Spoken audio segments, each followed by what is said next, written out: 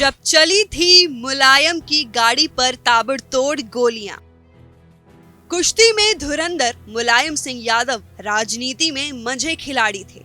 हर स्थिति में सियासी विरोधियों को पटखनी देने में माहिर मुलायम ने न सिर्फ ऊपर हुए जानलेवा हमले के दौरान हमलावरों को मौत का चकमा दिया, बल्कि खुद के अलावा अपने ड्राइवर की भी जान बचाई थी। आइए जानते हैं कि आखिर क्या हुआ था 4 मार्च 1984 की रात को। मुलायम सिंह यादव की उस दिन इटावा और मैनपुरी में रैली थी। शाम 5 बजे करीब नेताजी ने इटावा मैनपुरी की सीमा पर बसे झिंगपुर गांव में एक जनसभा को संबोधित किया, जिसके बाद वहां से नेताजी अपने दोस्त से मिलने उनके गांव माहीखेड़ा गए। रात 9:30 बजे मैनपुरी जाने वाले रास्ते में ही उनकी कार के आगे तेज धमाका हुआ। ड्राइवर ने खिड़की से बाहर देखा तो पता चला उनकी गाड़ी के आगे चल रहा एक बाइक सवार नीचे गिर पड़ा है और इससे पहले से ही कोई समझ पाता उनकी गाड़ी पर भी फायरिंग होने लगी। नेताजी के करीबी छोटे लाल और नेत्रपाल ने किया था हमला।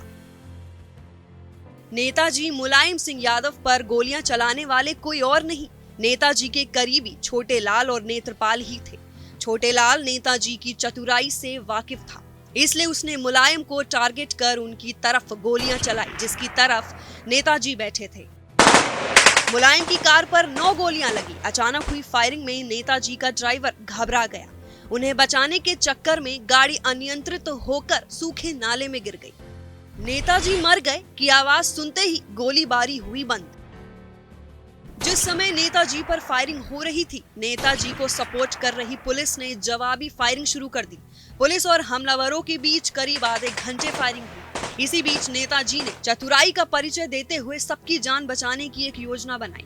उन्होंने अपने ड्राइवर से कहा, वह जोर जोर से चिल्लाओ कि नेताजी मर गए, उन्हें गोली लग गई।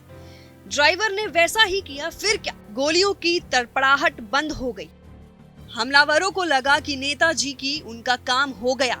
इस बीच मौके पर फायदा उठाकर पुलिस ने छोटे लाल को मार गिराया और नेत्रपाल बुरी तरह से घायल हो गया। सुरक्षा कर्मियों ने नेताजी को 5 किलोमीटर दूर कुर्रा थाना पहुंचाया।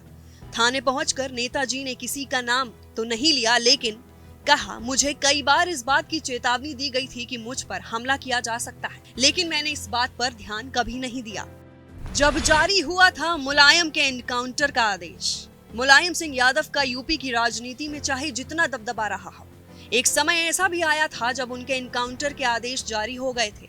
1981 से लेकर 1982 के दरमियान देश के प्रतिष्ठित अखबार इंडियन एक्सप्रेस में एक खबर सामने आई थी, जिसके आधार पर पता चला था कि देश के पूर्व प्रधानमंत्री और उत्तर प्रदेश के सीएम रहे विश्वनाथ प्रताप सिंह ने मुलायम सिंह के एनकाउंटर के आदेश दे दिए थे।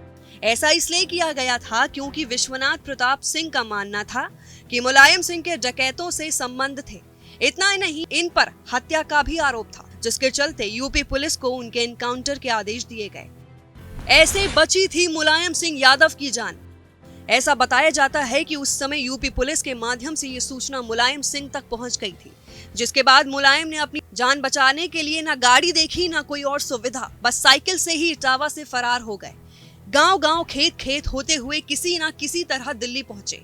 यहाँ वो सबसे पहले चौधरी चरण सिंह के घर गए और कहा कि वीपी सिंह ने मेरे एनकाउंटर का आदेश पुलिस को दे दिया था, किसी तरह मेरी रक्षा कीजिए।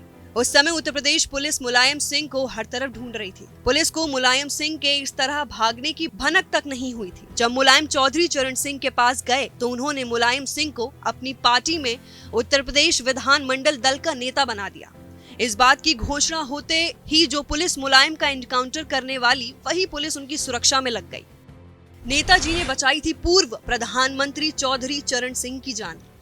वैसे तो मुलायम सिंह यादव को कई मर्तबा जान का खतरा उठाना पड़ा, लेकिन एक हादसा ऐसा हुआ जिसे मुलायम सिंह कभी नहीं भूल पाए, और वह हादसा था पचनद में नाव पलटने की। बात उन दिनों की है जब लोकसभा चुनाव चल रहा था और लोक दल के नेता और बाद में देश के प्रधानमंत्री रहे चौधरी चरण सिंह के साथ वह जिले के आखिरी छोर पर स्थित कचहरी गांव में मीटिंग करने गए थे। 3 जिलों जालौन, औरैया, इटावा की सीमाओं से जुड़े इस गांव तक पहुंचने के लिए पंचनद यानी 5 नदियां, चंबल, यमुना, कुआरी, पहुंच और पांडु के संगम को पार करना था। पुल न होने के कारण किसी को इस भी गांव तक पहुंचने के लिए नाव का सहारा लेना पड़ा था। मीटिंग में जाने के लिए नाव में मुलायम सिंह यादव, चौधरी चरण सिंह, राम सेवक यादव सवार हुए। बीच धार से पहुंचते ही नाव पलट गई और तीनों लोग डूबने लगे।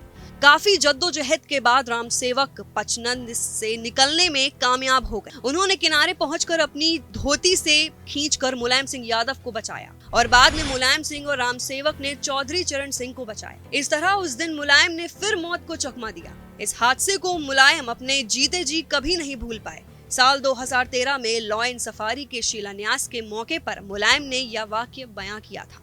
मुलायम सिंह के जाने के बाद उनके ये किस्से किंवदंती बन गए हैं।